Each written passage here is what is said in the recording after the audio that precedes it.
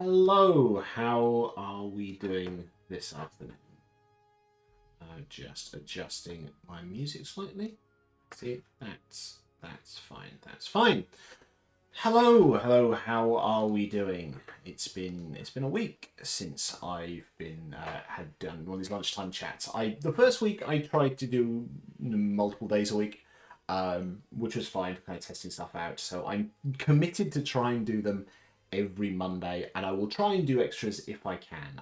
But I think that largely depends on kind of work and burnout. The like last week was particularly chaotic. In terms of my day job. I'm not going to talk about what that is. It's kind of education related. Um, but I had to go away for 2 nights, uh, which I knew I had to be away. But because of rail strikes, I actually had to go the day before and stay after, which, you know, needs must. Jobs are jobs. You got to do these things. But yeah, it meant I was away for 2 nights, which um, it's not fun being away from home, especially with a 3-year-old who is prone to tantrums at times. Um, so yeah, that's fun. That's fun. Hello, Tony, and hello, Ben. Nice little first time chat box. Hope you are doing well. Um, it's quite sunny here in Essex, England. It was quite a nice weekend actually. I thought we were kind of at the end of the yeah, I thought we were kind of at the end of the summer weather, and yet yeah, it was quite nice this weekend. So there we go. Dan Southerners talking all the sunshine. Yes, I have to say, while I do miss being in Scotland, the slightly warmer weather is quite nice. So I do like that. But what can you do? What can you do? So what have I been up to? Well, I said this weekend was quite sunny, so we kind of started Halloweening type stuff. Um, so um, so it was looking for things to get out and about because we all can get a little bit stir crazy, and my 3-year-old definitely likes a bit of a run around and some sunshine. So what we did, what is the day? It's the 9th. So what we decided to do is actually take her out pumpkin picking. There are plenty of farms around here that do picking of fruit, and in particular right now, pumpkins. So we went out. We had a wander.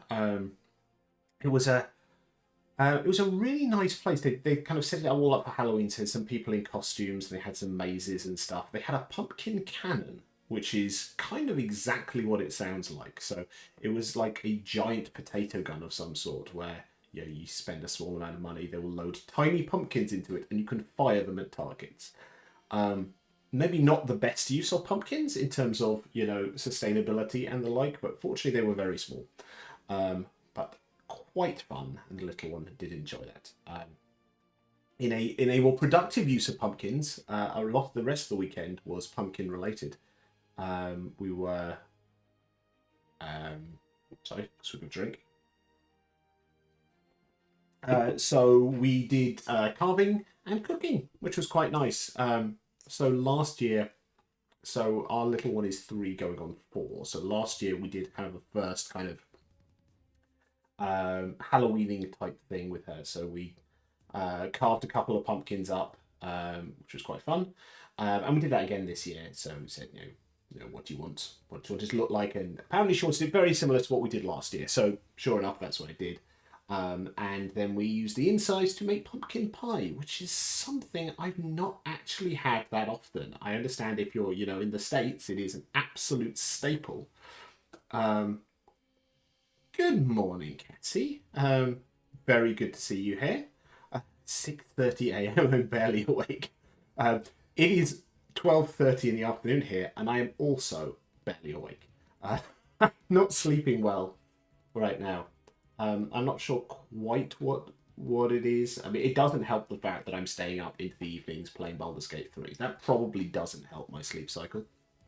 Um, but it's kind of one of the only times I can play because, like I said, 3-year-old, and I'm Daddy is not going to say, like, Daddy's going to go play his video game. You have fun. So I only really get to play in the evenings once she's gone to bed. But yeah, tired, very tired. Hence caffeine, but not too much caffeine. But yeah, pumpkin pie, pumpkin pie. I said I know it's a staple in the States, especially for things like Thanksgiving. I think I've only had it once or twice, maybe. So that was an awful lot of fun. Cooking that and turned out well. It was a win in that respect. It was a fun activity to do with the 3-year-old, and it was actually delicious at the end.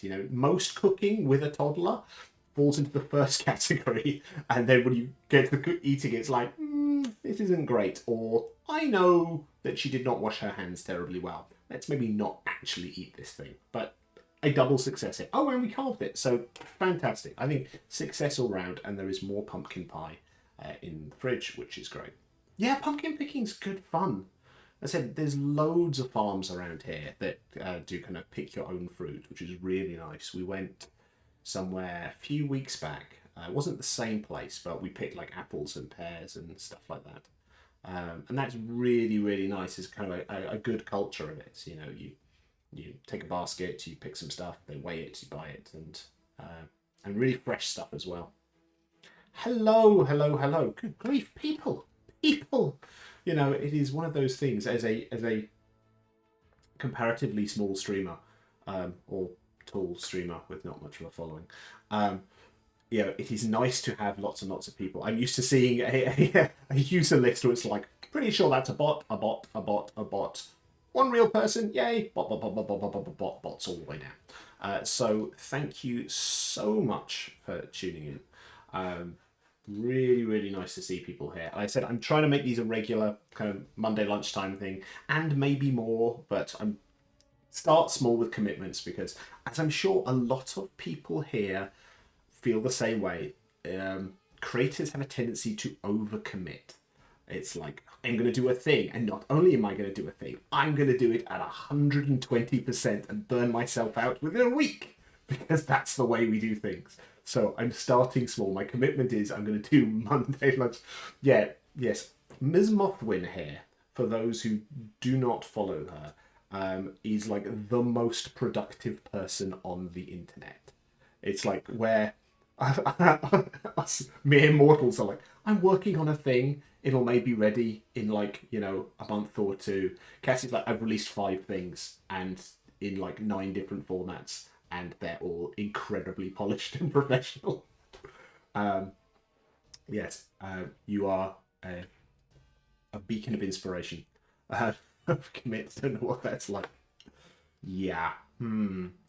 What's for lunch? What was for lunch? What was for lunch was a sausage sandwich. It was not exactly exciting food, but delicious. I cooked up some corn sausages yesterday, so there was some left in the fridge, so I thought, yep, that is going in a sandwich, which is a nice, quick and easy lunch, because I do tend to rush lunch for this. I get an hour for work, so I tend to, when I'm going to stream, I eat in about 15 minutes, so I have time to chat with you, because you probably, despite this being called a lunch chat, you probably don't actually want to see me eat. I don't think that would be fun for anyone involved. And then I get to spend like the next half an hour going, oh good grief, there's something in my beard, which is probably not the kind of content you're looking for. Probably. Yes, time as lunchtime. But please, those people who are actively eating right now, please tell me about your delicious lunches, because that's all good. Or bring some food no matter the time zones. Yes, it's like the global picnic of some sort. So yeah, pumpkins. Pumpkins fun. And still have pumpkin pie left over, which is very, very awesome. What else is on the cards? So, coming up, well, we're hoping to briefly get away at the end of the month. It is half term, or imminently going to be half term for schools. So I'm not sure what the equivalent is over in the States, but there'll be a couple of weeks off and I'm going to take a few days. We're hoping to get away and nip over to do Disneyland Paris with the little one. We did that last year, and that was kind of a spur of the moment thing last year, which she really, really enjoyed. So we looked to the way to do it, kind of on the cheap, but it's nice to get away because for those who don't know, our summer was really, really hectic. We did I think every house move is a big house move, but ours was particularly a big house move because we moved from Scotland to England. And it was very, very hectic. The window that we could move, I work from home, so providing I have internet, and that was a whole thing, I can kind of work from anywhere. In theory, I didn't need much of a window, but between our little one's nursery and my wife's job, we had a very short window in which we could move. In theory, we had about a week we could move in, and even then, it all went completely tits up. We ended up moving out of our old house and then being in an Airbnb for about a week and a half, and then the move in, and it was all chaos. So basically, any time we had over the summer holidays was absolute bedlam. Sorting out furniture and getting everything sorted, and juggling jobs and the like. So it may not be the best time for it, but we thought, no, October, let's get away for a few days. We'll actually have a little bit of a holiday. Recharge the batteries. Good for the little one. Good for us, who are just tired. We're so tired. I was talking about earlier me staying up late. My wife and I are basically living in separate time zones at this time. I'm someone who works well in the evenings or is awake in the evenings. So whether it's me having to do day job work or writing work or playing Baldur's Gate 3, I can do that. I do that in the evening because I'm kind of awake, and then I'll go to bed at whatever time. Not crazy late because I'm old, but so I do it some news. My wife is the opposite, so she gets up early. So there have been days over the last couple of weeks where I'm like going to bed at like 12:30, and she's getting up at 4, and we kind of barely see each other.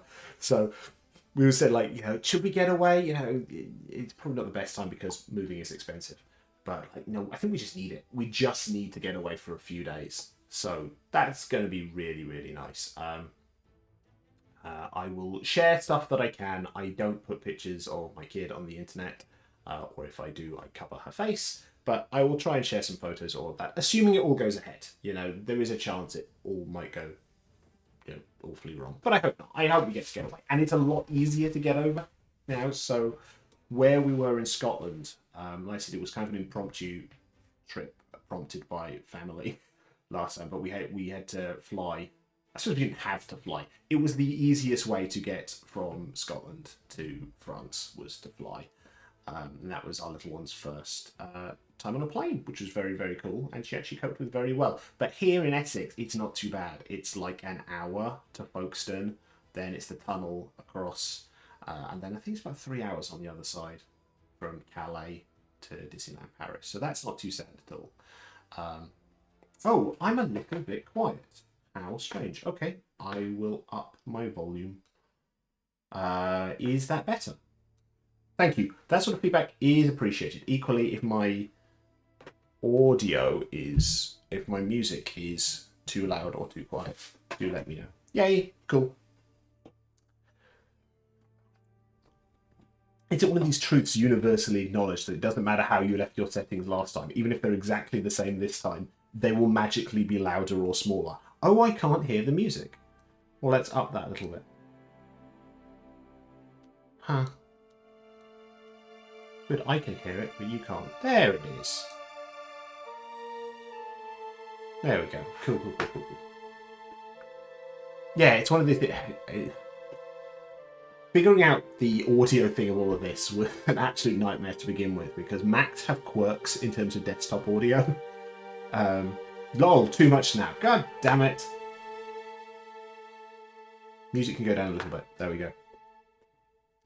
Oh dear. Oh no, Mac user. You can make yourself louder still. Okay, let's up me a bit. See how that's doing. Is that all right? Yeah, yeah, it was the whole kind of black hole thing, all of it, and it seems to work for me, Now, occasionally, every so often, I'll start a stream and even though the audio is playing, the little bar doesn't jump up and it's not working for no reason at all. Good grief, technology, it's fun. But it does seem to be working, 9 times out of 10, which is awesome. Yeah. Is it that whole Mac closed system thing? They just don't want you to, record desktop audio and it's very, very strange. But I think I've got it working. Touch kind of any wood around me. That it does seem to be working. I said 9 times out of 10, which is cool. So yeah, getting away, which should be very, very fun, and then also. In the middle of the 2 weeks of half term, I'm going to MCM Comic Con London, which will be cool. I'm going on the Saturday, which is the 29th of October, which should be fun. I've been to MCM a couple of times, twice? Yeah, I think twice. But because we're in Scotland, it was only if it actually kind of joined up. No, I think I went once before we moved to Scotland. And then I went once when we just happened to be around. I think must have been over October break or something like that. So I kind of did an impromptu visit. But very fun in the past. It is very busy. And if it is hot, my God, is it hot in that room at the London Excel. But yeah, I'm looking forward to it. I don't have a stall or anything like that because I don't have any physical stuff. I mean, I've got kind of some mugs and the like. Hardboiled adventures. But I don't keep stock of them to sell them. I am hoping in a year or so, once I actually manage the Kickstarted version of Little But Fierce, I'll be able to do stalls with physical merch, which would be cool. And I know you can do kind of stalls for kind of digital stuff, but it still feels a little bit clunky. You could just have huge banners with a vast amount of QR codes, and I've seen some people do it really well. Selling digital merch through stalls, but I don't feel I'm quite there yet on that one. But it'll be really nice to be around, to see some stuff, and it'll be nice to actually meet some people, which would be good. I think, I said the last time I was at MCM was kind of a flying visit, and while I was writing some stuff, I wasn't. I think it would be a stretch to say I'm particularly well known right now, but I didn't even have a very small following. At that time, but now it'll be nice to meet up with fellow people in the UK and adjacent creative scene, which would be nice. So if that's you and you happen to be about, say hello. I will be about. I will be in my Little But Fierce branded mask, so you should be able to easily recognise me even from that bit up. Well, no, that bit up. Cover the nose. It will be curious to see how many people are wearing masks. Obviously, I've seen everything that's come through from, I think it was Gen Con and then Big Bad Con, obviously. And obviously, culture is slightly different in the States with regards to what people are doing with mask wearing. And most people aren't in England currently, but still going to a big event, it just seems incredibly reckless not to be wearing a mask. Because you're just asking to get sick and then get people sick, which is just kind of awful at the best of times.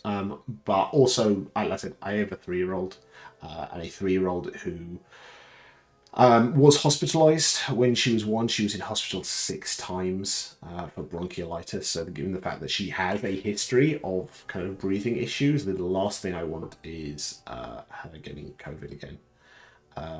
So anyway, that was a bit of a tangent on that. But yes, you will find me. I will be wearing a mask. Please say hello if you do see me, which is cool. It'd be nice to meet up with some people. And then I'm going to Dragon Meet, which I think is December off the top of my head. It's been a while since I booked the ticket.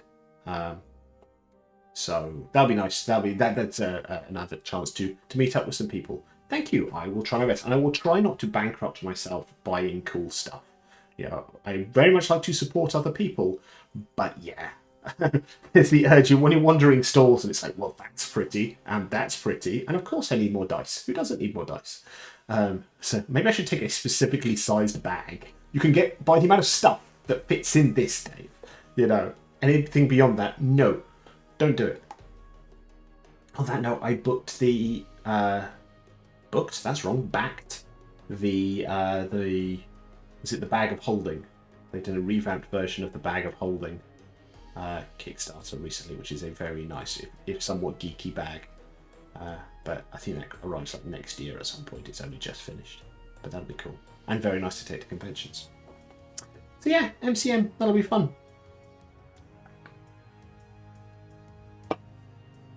Yeah, so many people have been hit with the COVID recently. Yeah, do people know about the Yankee Candle thing? Apparently, it is an incredibly good tracker of COVID spikes.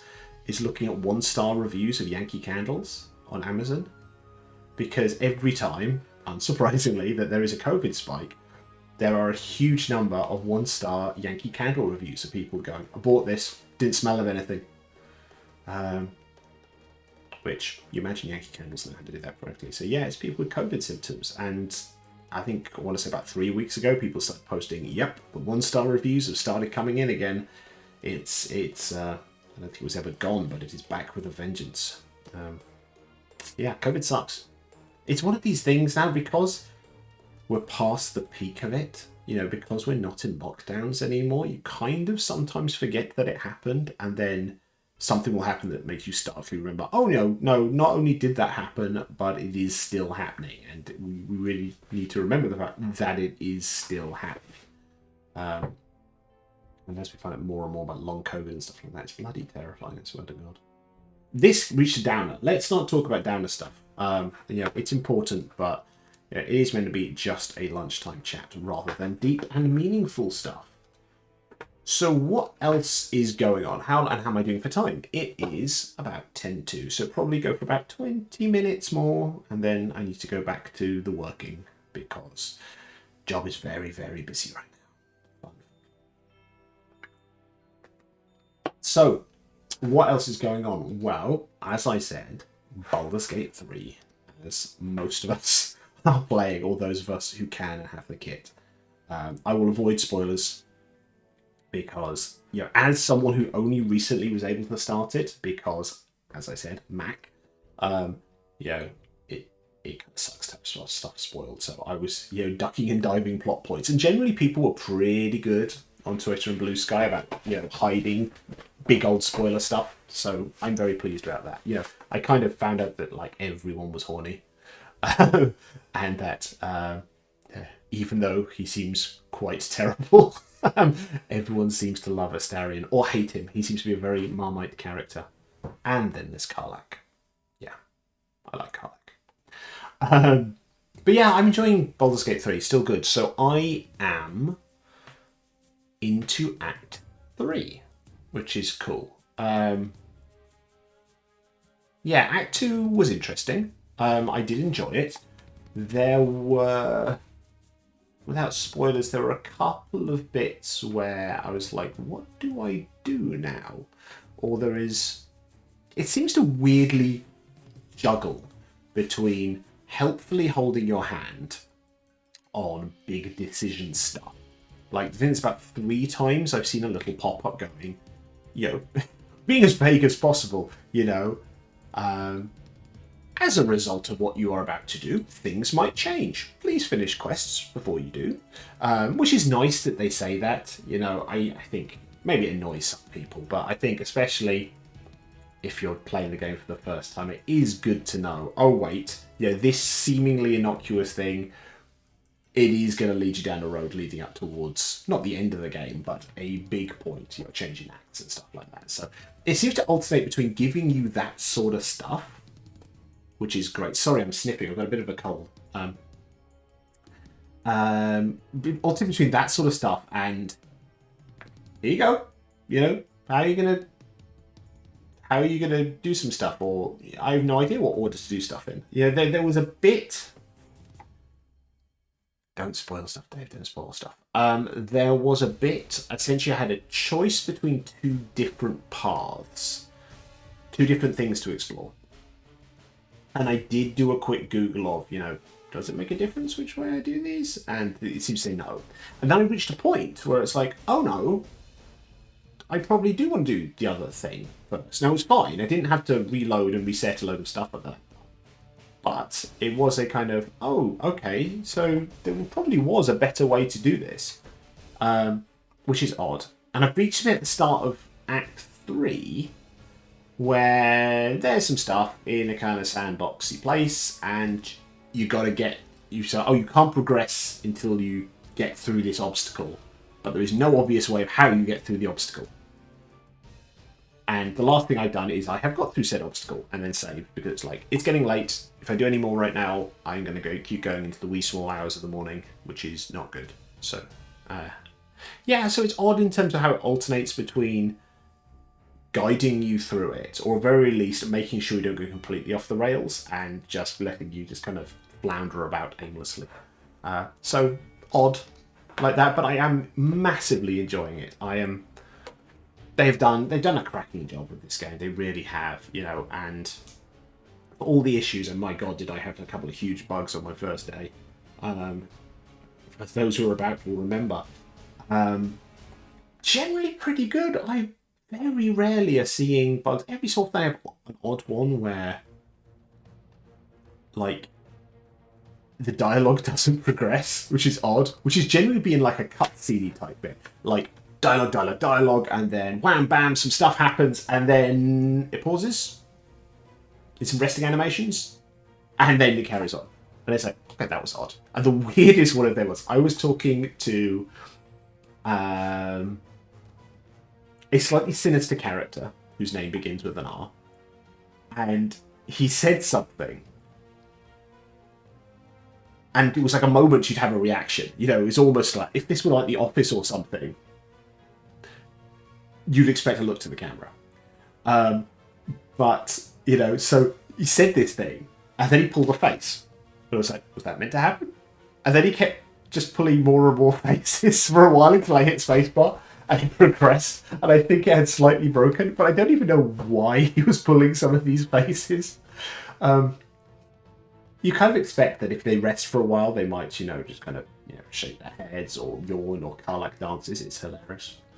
Like, he just did weird faces who went blah, blah, blah, blah, blah, blah, in an evil voice. Blah, blah, blah, blah.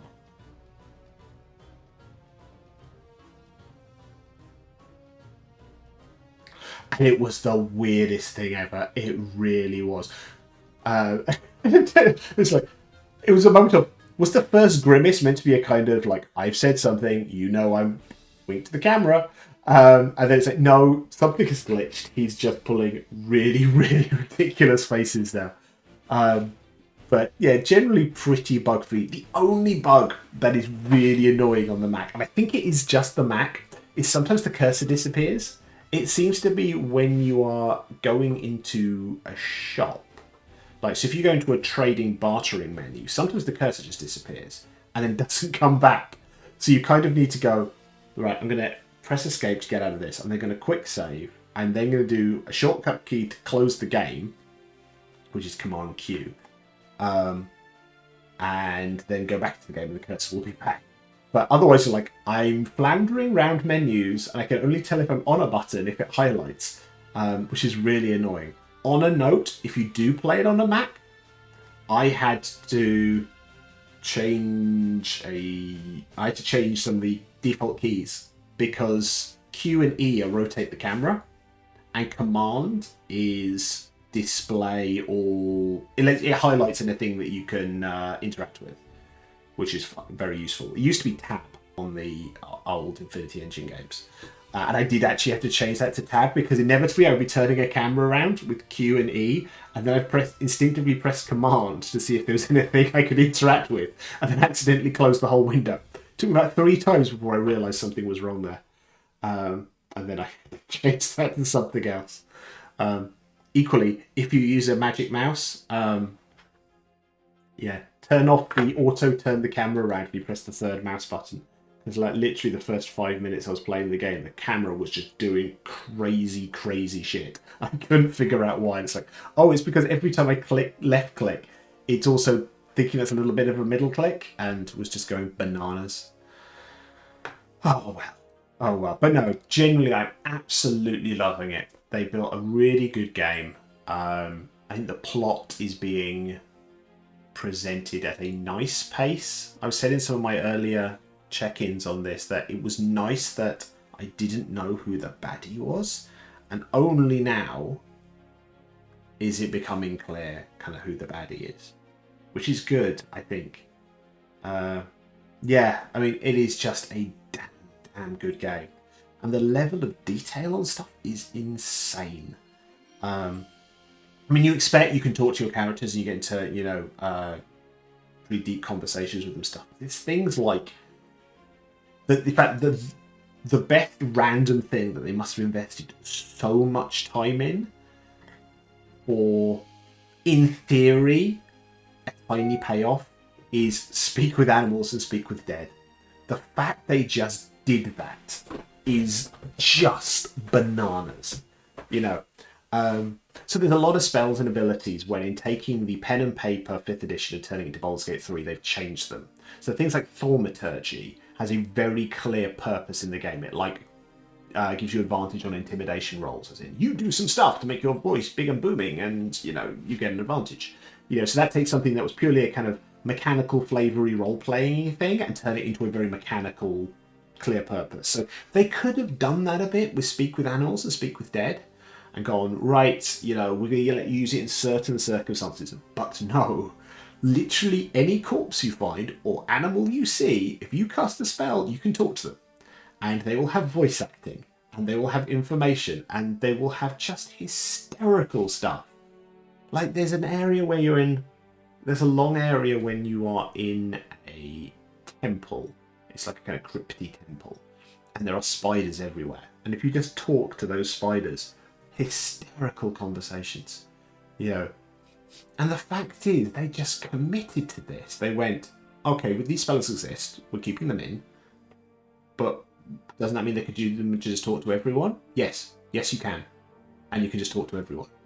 And it's like, just the writing alone must have taken weeks upon months, but to have it all voiced as well, how much time and money did they put into this game? I saw a bit of an interview with Devora Wild and Jennifer English, who are hysterical, by the way, and they said they were recording this on and off for 4 years.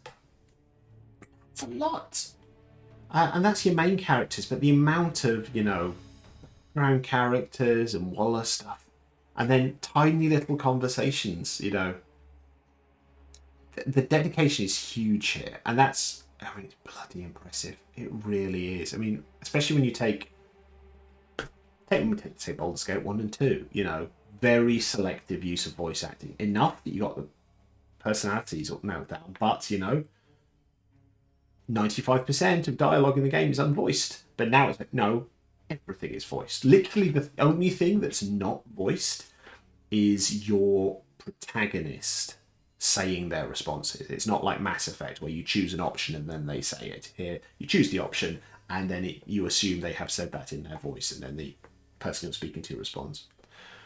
Which I can kind of understand why they haven't voiced them, just because there's so many variations to stuff, and then you've got to talk around you not mentioning your name, which is always a thing. In Mass Effect you play Shepard, so regardless of what your first name is, you can go, hi, I'm Shepard. In others, they've got a title you can use. You've got the Inquisitor in Dragon Age 3. I forget what the one is in Dragon Age 2. But they give you a moniker that you can use instead of having to reference your character's name, or they just fix your name. But that becomes a little bit trickier in a game with full voicing, because you've got to be very, very clever with that if you want to. The only odd one I saw along those lines, actually, is while I was waiting for Baldur's Gate 3 to come out on the Mac, I played a bit of Starfield, and I was really enjoying it. And when I finish Baldur's Gate 3, I will probably go back to Starfield, because I was very much enjoying it. But there's a character in that, a character at the start, who is a robot. And he says your name. So you have the ability to name your character anything you like, and he says your name. So I don't know if they've pre-recorded a load of lines, pre-recorded a load of names, standard names, and then if you if it's not one, you don't end up choosing one of them. It just does its own thing, or whether it's AI. I'm guessing it's AI. I mean AI is in like a Microsoft Sam vocal thing. So it is sort of pre-recorded all the is it phonemes, and then it's just putting together your name from that. But it sounded pretty good, and it caught me by surprise because like it said my character's name. That's quite clever. Yeah. Technology. It's weird. And that's a nice kind of, if that is, just using a kind of text-to-speech style algorithm, it did it very well, which is good. And assuming, I've not checked, assuming the character is voiced by a voice actor, one would hope that that has been included in all of the payment and the like, because that is a fun topic that obviously is very relevant right now. So where are we? I think let's start to wrap this up a little bit, because I need to go back to work in about 10 minutes. I'd rather not, finish midway through a thought. So what is coming up next? So at some point in the next week or so, I am going to be releasing a very silly little indie game, which I talked about in the last stream, which is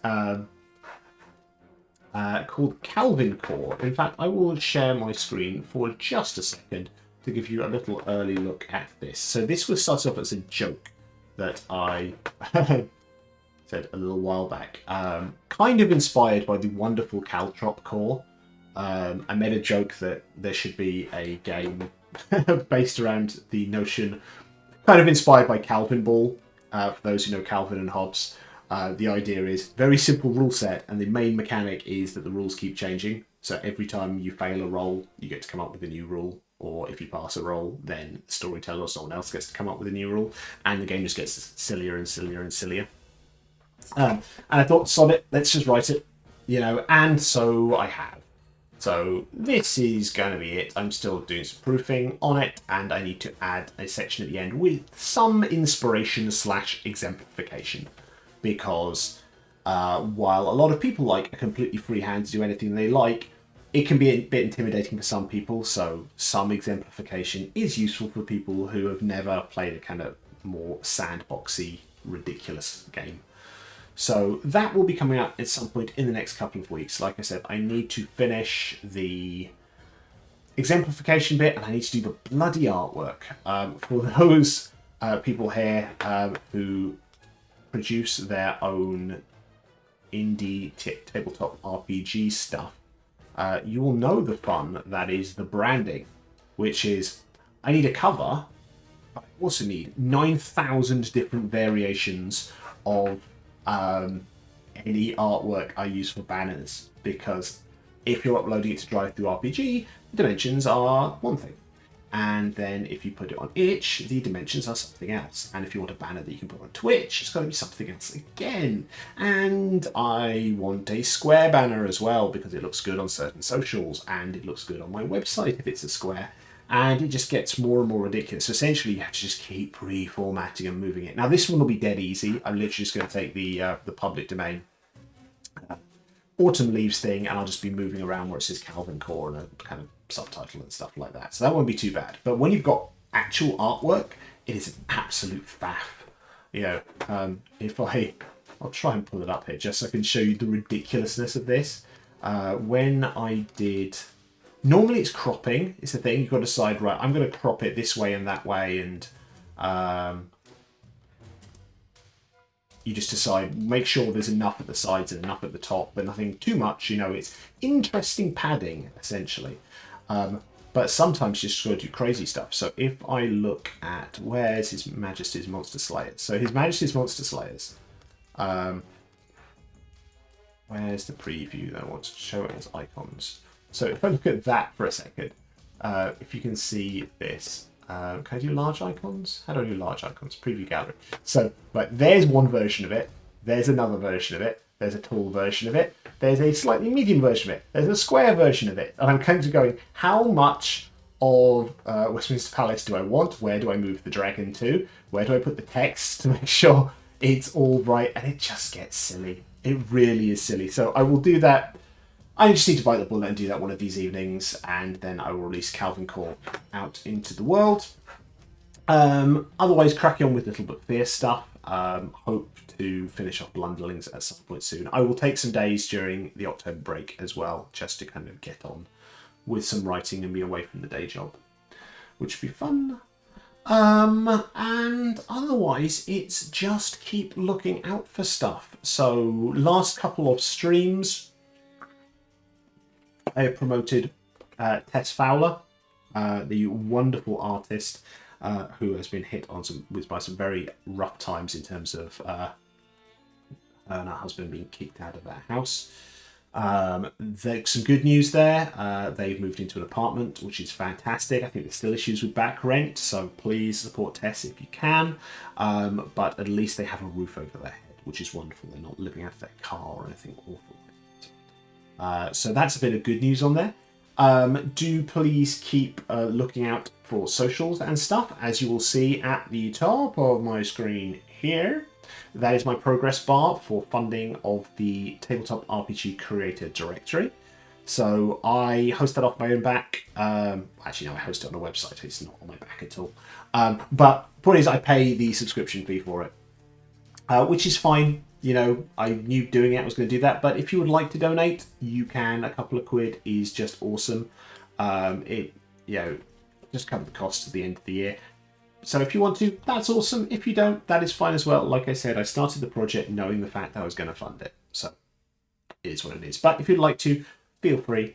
I do have a Ko-fi link, which is up there. I have Patreon as well, which I don't have a cool button for. I should get one, but you can have a look at that from Let's Get the Finger in the Right Place. There, please go to my website and have a look at my stuff. Either you can buy digital content, you can purchase cool merch like said mug, or you can just have a peruse at all the slightly crazy stuff that I am doing. I think that is about it. So I will try and do a stream later on in the week. I like doing these, and I think while the start of this week is kind of ludicrous, I think it will be calming down a little bit later on in the week. So that should mean that I can do another lunchtime stream, maybe like Wednesday or Thursday. Let us see. But until that time, I hope you have a wonderful afternoon or morning if you are up very, very early. Wish you all the best, and stay safe, take care, and have a good one.